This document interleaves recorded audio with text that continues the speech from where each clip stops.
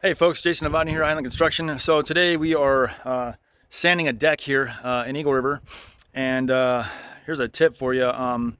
So if you ever decide you want to sand your deck on your own, make sure don't get an oscillating or an orbital sander. Get these belt-driven sanders. I'll flip my camera around here because this really works, and I'll show you what the difference is here. So this is a belt-driven sander here. It's easy to operate too. On the bottom of this thing, I'll turn this over. On the bottom of this thing is the belt, and you can see there's a drive mechanism down there that does this. And so basically, this is what it does. There's a little bit of a gap on the edges, which is not a big deal. I just come back with an orbital sander and get the rest of it. But it does a great job at removing the old stain here. And so this whole deck was done. It's a wraparound deck to the front here. But here's some extra belt-driven sanders. And I only went through one to do this entire deck, and it's not that bad. But anyways, yeah, so it only used one. I bought 6 because I wasn't sure how much of this sander was going to be able to handle this deck, but it did a great job.